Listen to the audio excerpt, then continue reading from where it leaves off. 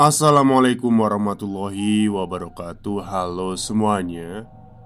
Jumpa lagi dengan saya Chow Sing Sing, kurator dari podcast Horror Night Story. Halo, apa kabar semuanya? Semoga kalian semua sehat-sehat ya. Dan seperti biasanya, pada hari ini saya kembali dan akan menghadirkan sebuah kisah mistis untuk kalian semua.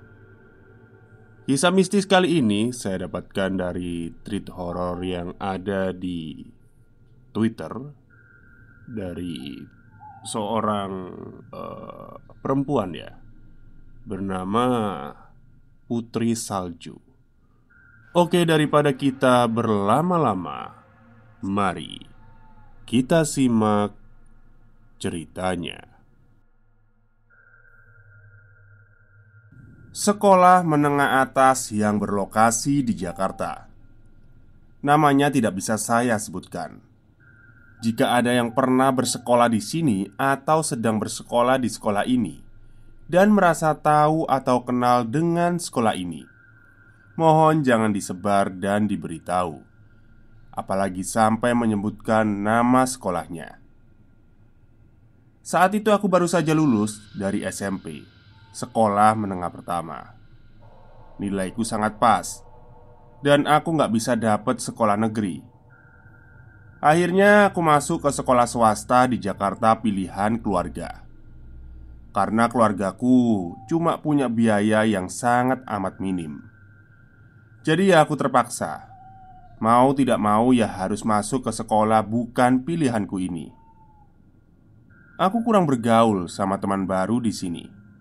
Rasanya kurang nyaman.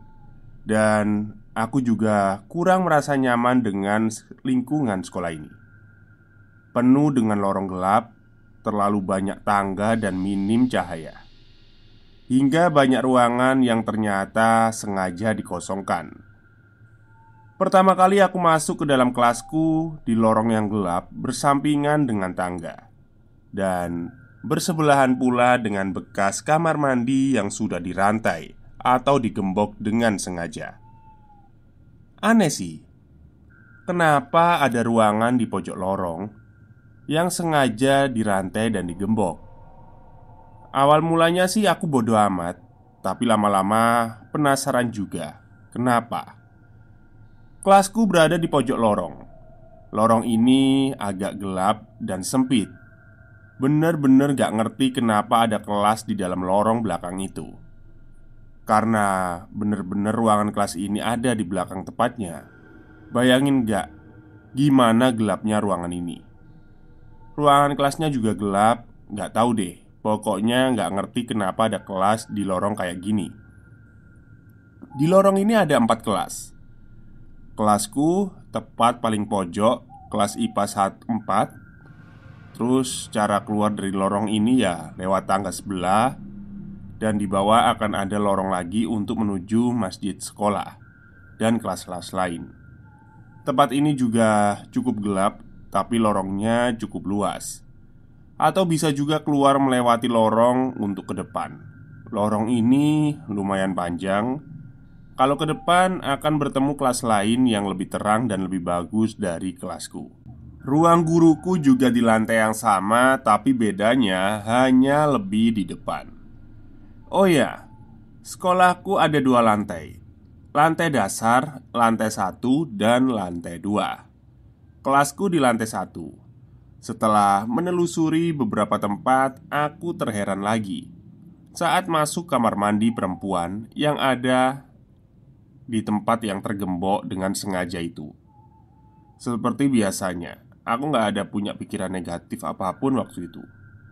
Hingga pernah saat aku ganti baju setelah olahraga, pernah aku iseng ngetuk-ngetuk pintu kamar mandi itu. Ya aku pikir mungkin kamar mandinya hanya rusak dan tidak layak pakai. Karena memang sekolah ini menurutku sekolah lama dan tidak terlalu modern. Sampai pada akhirnya banyak temanku yang bercerita ada suara tangisan cewek atau ketawa.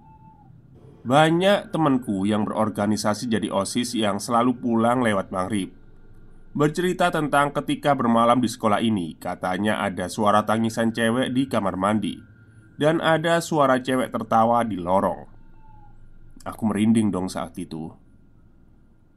Pernah salah satu temanku juga, sebut saja Rina.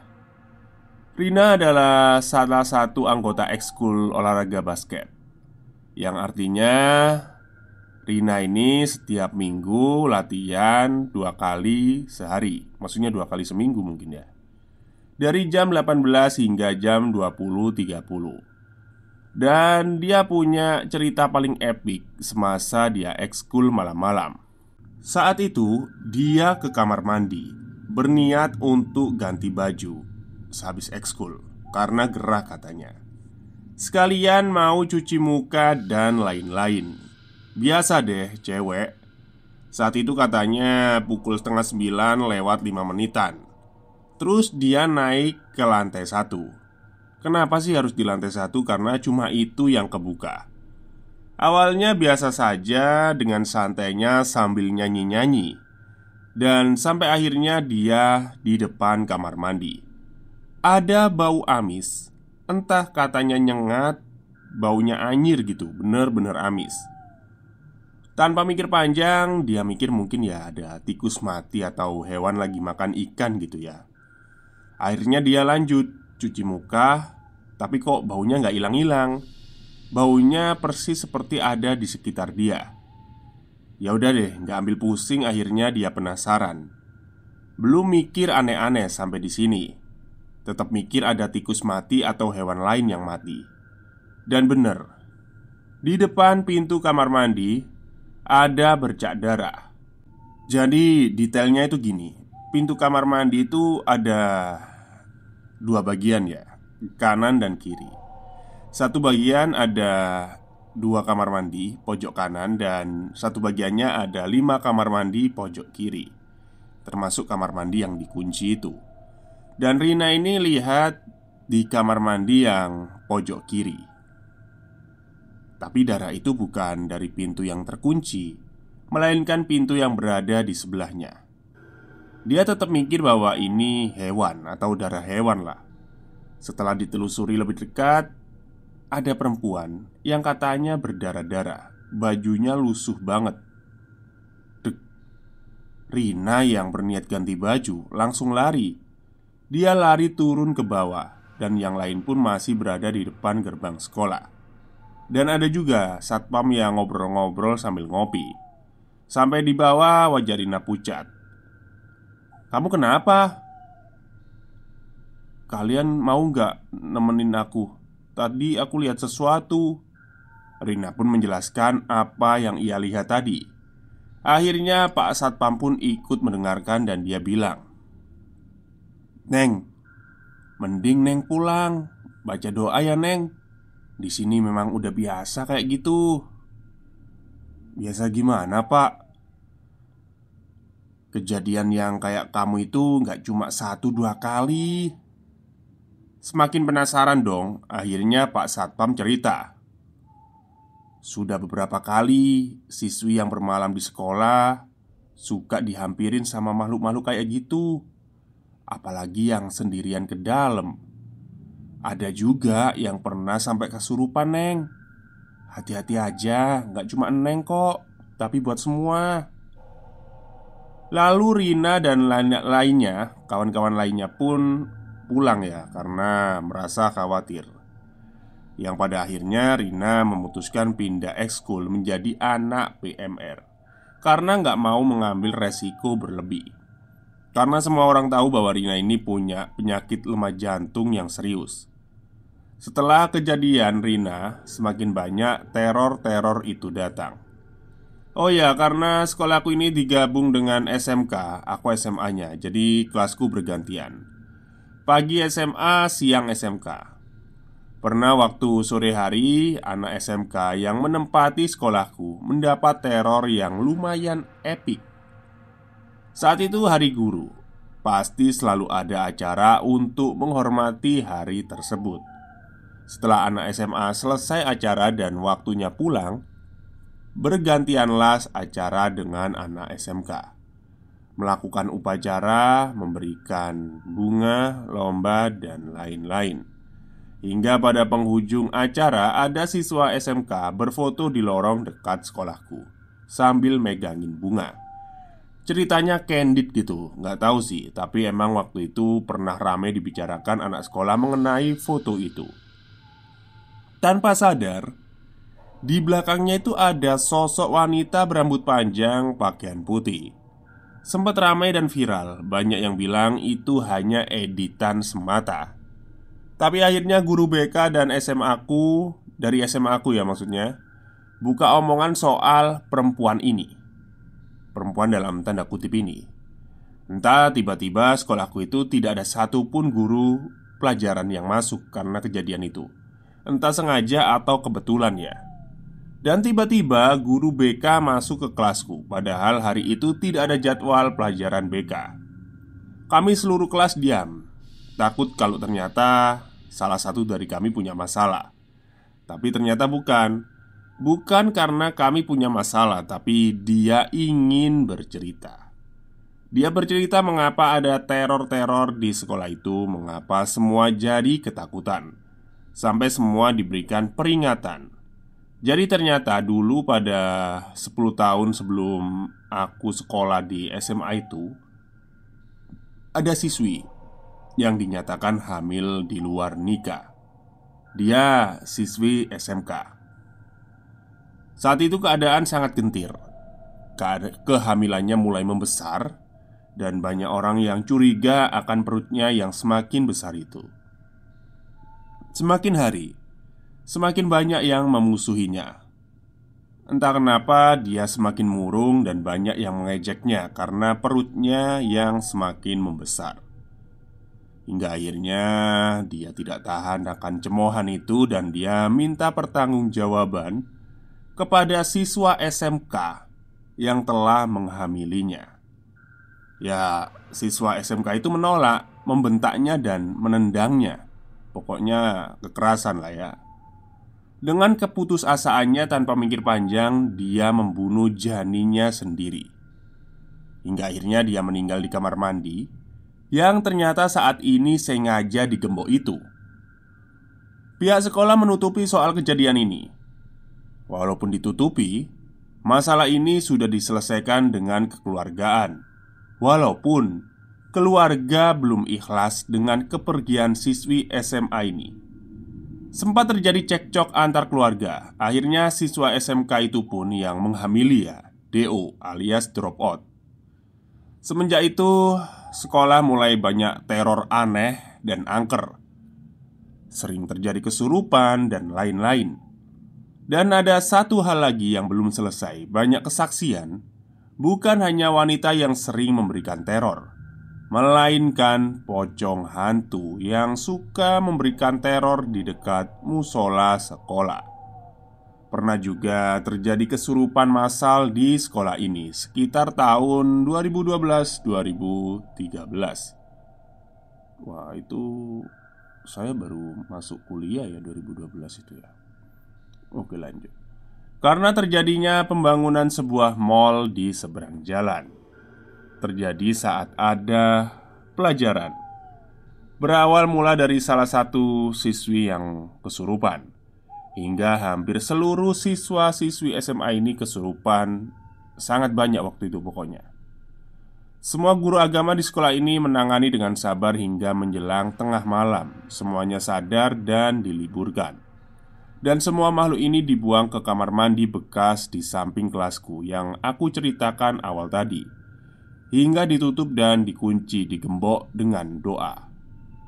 Itu alasan mengapa kamar mandi itu menjadi tidak berfungsi dan secara sengaja dikunci. Makhluk-makhluk itu disegel di sana dan dimasukkan di beberapa botol dan dikumpulkan di kamar mandi itu. Tidak ada yang tahu kejadian ini selain angkatan 2012-2013. Hingga akhirnya saat aku sekolah kembali teror-teror karena ada yang mengganggu. Dan pihak sekolah pun mulai angkat bicara ya. Diberikan sebuah peringatan agar tidak mengganggu dan tidak mengundang melakukan hal-hal aneh di dalam gedung sekolah. Karena takut terjadi kesurupan massal lagi. dan diwajibkan untuk tutup mulut. Maka saat ini aku tidak mau menyebutkan nama sekolah ini. Cerita ini nyata. Semua diceritakan dari pihak sekolah dan siswa-siswi yang bersekolah di sini. Memang rasanya tidak nyaman bersekolah di sini, apalagi saat berada di lorong kelas. Dan akhirnya aku lulus dan menjadikan ini sebuah cerita yang akan selalu aku ingat. Semoga cerita ini dapat memberikan pembelajaran dan terima kasih sudah mau membaca. Maafkan jika ada kesalahan dalam kalimat dan kata yang saya ketik. Mohon maaf sebesar-besarnya. Oke, oke, oke, oke, oke. Jadi mengenai siswa atau siswi yang kesurupan massal itu banyak ya. Ada beberapa sekolah di Indonesia yang mengalami hal seperti itu. Tapi saya juga heran ya sama pihak sekolah ini ya. Kenapa setelah disegel dalam botol, dimasukkan dalam botol, terus kok nggak dibuang di sungai atau gimana gitu ya? Kok malah masih disimpan di area sekolah, di kamar mandi gitu kan? Ya meskipun kamar mandinya digembok, dirantai kan, ya masih ada aura-aura seremnya ya. Saya nggak tahu sih, itu urusan pihak sekolah, bukan urusan saya. Dan juga kejadian ini sebenarnya kalau saya terawang ya, saya lihat sebenarnya sekolah ini sudah memiliki eh, karakteristik atau lingkungan yang menurut saya angker ya. Dengan lorong-lorong seperti itu dan ya lingkungannya benar-benar nggak mendukung gitu buat lingkungan yang lebih cerah ya. Jadi ketika ada kejadian siswi SMK yang hamil di luar nikah itu ya malah mendukung lingkungan itu menjadi lebih seram lagi. Ya buat kalian siswa-siswi SMK atau siswa-siswi SMA semuanya lah ya, SMP, SMK, SMA, dipikir-pikir lagi lah untuk melakukan hal-hal yang semacam itu. Ya awalnya pegang-pegangan, akhirnya kebablasan ya. Akhirnya dipikir-pikir lagi. Apalagi untuk pihak perempuan itu lebih dipikir lagi. Karena kalian nanti yang akan menanggung malu. Kalau pihak laki-laki ya yang brengsek itu ya bisa aja lari kan, terus nggak mau tanggung jawab dengan alasan ini itu kan. Tapi pihak perempuan pasti akan lebih menanggung malu karena kejadian itu. Terus intinya jaga diri buat perempuan. Apalagi yang mendengarkan podcast ini mungkin ada siswi perempuan yang masih SMA atau SMP gitu. Dipikir-pikir lagi ya, yes. Kalau menurut saya jangan pacaran dulu lah. Masih bau kencur kalian. Oke, mungkin itu saja cerita untuk hari ini. Semoga kalian semua suka. Wassalamualaikum warahmatullahi wabarakatuh.